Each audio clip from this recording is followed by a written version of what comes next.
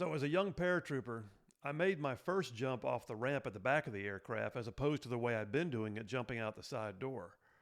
The jump master that day was a Green Beret Master Sergeant who did all the usual air safety checks, gave all the right commands, and I was expecting him to tell me when to jump and he would follow me out. That's the way I'd seen it done, the way I'd experienced it. But he didn't do that. He stood up, he looked at all of us waiting jumpers, and when the green light went on, he yelled, "Follow me!" And off the ramp he went. And I'm going to tell you right now, we would have followed him anywhere at that particular moment. It was inspirational. Listen, people will follow when a leader like my jump master stands up and says, "I see a way forward and I'm willing to go first and I'm willing to risk it, so follow me."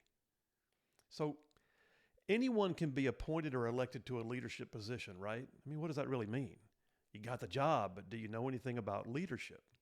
Can you encourage, exhort, enable people to do things they might not otherwise have done? Well, like I said, anyone can luck into a position that by default makes them the leader. But to be an effective leader, one that people actually want to follow, you generally need two things. You need an actual plan, and you need the courage of your convictions. So those experienced with leadership know the old adage that a failure to plan is a plan to fail. There will always be times when leaders have to adapt or pivot to new opportunities or seize momentum. But whenever possible, though, a leader goes into an opportunity with a plan. But none of the plans and the policies matter. None of the rhetoric matters. None of the budgets and agenda items matter if the leader at the helm does not go into each one of these individual opportunities with the courage to back up his own convictions and then fight for them and make them happen. Look, we don't need or have time for public officials who look for the most expedient route, the easy road, the soft landing. And right now, I'll be honest with you, we're watching a Biden presidency, right this very second, that lacks both. There seems to be no plan, and we don't see true courage that comes from strong convictions. It's the absence of both things, the plan and the courageous conviction. And it leaves the Biden White House seeming hollow and feckless, to be honest. The kind of leader that people follow because of rank and not because he actually inspires us to want to follow him. So let's break it down. Let's take the two, planning and then courage of convictions. With regards to planning, in the private sector, a new business should have a full SWOT analysis, examining all the strengths, the weaknesses, the obstacles, and the threats for his business case. When an attorney goes into court, they need a litigation plan with a desired end state that comes from researching their position under the law and appearing before the judge to put it all in place. In the military, every young Army officer is taught to write and disseminate a 5-paragraph operations order clearly outlining the mission, the enemy situation, the commander's intent, and the plan should specify all the subunit tasks, all the command and signal, all the key timelines. Look, true planning provides an orderly and cogent means of helping guide the leader's thoughts with an ultimate purpose clearly in mind. In the absence of a plan, missions go awry. Let's take a look at the Biden plan for just one segment of his job. We could look at education or energy or economy or military strength, any of those, but I don't see a plan for any of them. But let me just dissect one. Let's take foreign policy, and let's drill down even further. Let's dial in on one very key foreign policy situation, Ukraine. Okay, President Joe Biden gave a speech in Ukraine with the Premier of Poland a little over a year ago in a very tired and dispirited manner. He spoke to the NATO leaders saying that the U.S. is in it for as long as it takes. With his face sitting there on folded hands, he quietly urged the other members of NATO to just do your part to stop the Russians. Back at home, though, we can't see the end state because, to be clear, almost no one in the West wants Russia to win, right? Sovereign nations should not be allowed to just hop across a border and seize another country's land at whim. But what does "for as long as it takes" really mean? Is there a plan? Billions of U.S. tax dollars have been committed, but we don't know what the outcome is supposed to look like. Is there a true strategy? Is there a milestone? Or better yet, a series of milestones? Who's in charge of the mission? One wonders if the Secretary of State is just negotiating anything or playing catch-up. Has NATO really received any additional instructions? In the past, we've had presidents who elaborated on their foreign policy doctrine. We've had the Monroe Doctrine, the Bush Doctrine. We clearly defined Reagan foreign policy of peace through strength. There was the Trump philosophy of America first. But can anyone actually articulate a foreign policy position or a strategy or a doctrine to which the Biden administration can even attach its name? Is there a Biden plan or a Biden philosophy? If so, what is it? Not since the Marshall Plan in the wake of World War II have we poured as much into Europe as we are right now. But unlike the current state of Biden-led aid to Ukraine, the Marshall Plan actually had a name, it had a defined set of terms, and an announced set of goals for all the world to see and actually believe in. So no, I don't see any true plan of any kind. No plan at all coming from the Biden administration. But even if we did, what measure of conviction does he carry? Do we see strength of character? Do we see the man who will stand in the gap? Is there a courage that comes from years of being in the arena?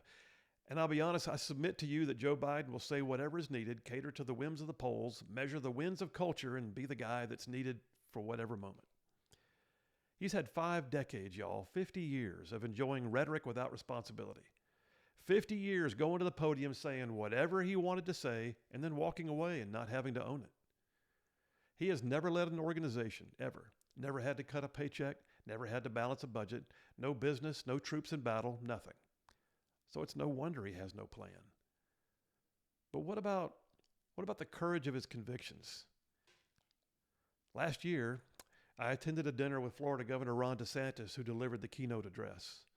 And as expected, DeSantis knocked it out of the park. Everything he said needs to be a study of, leadership for executive branch leaders. DeSantis, he spoke on things like fiscal discipline and traditional values, taking care of our kids, pushing back on woke ideology. He talked about the southern border, the Constitution, cutting red tape, fighting good fights, ending bad fights, all that stuff. But the most important thing he said all evening was a statement that sounded like a national statesman, to be honest. He said, "You can be right on all the policies, but if you don't have the courage of your convictions, you will never beat the left."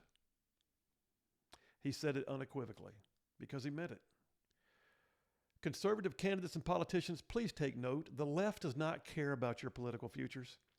Radical leftists, they don't want to make the political debate go more smoothly. Far left progressives, they just want to burn the conservatives' political and cultural houses down so they could care less about whether or not conservative candidates and politicians want to offer them a compromise or avoid going on the record. It's not enough to have convictions. You have to also be willing to have courage to stand up when your convictions are being challenged. Ronald Reagan is somebody who had the courage of his convictions. He was regularly trounced on by the left. What could a guy who was a movie star possibly know about leadership, they said. He starred in movies with monkeys. Well, never mind the fact that Reagan was on the record for years as an actual conservative. Never mind his successful run as the governor of California, back when California actually elected conservative governors. Reagan stood in the face of extreme opposition in the wake of the Carter presidency. He faced the Cold War with the Soviet Union. He dealt with a broken economy at a time when American foreign policy was in the tank and political expediency was just the norm. But Reagan, he also had convictions, and he had the strength to do something with them no matter what the naysayers threw at him. One of the defining features of Ronald Reagan was his moral courage.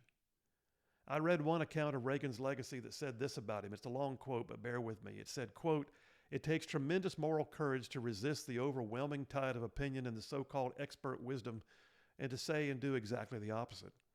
It could not have been pleasant for Reagan to be denounced as an ignorant cowboy or an extremist, a warmonger, a fascist, or even worse, by people who thought themselves intellectually superior to him."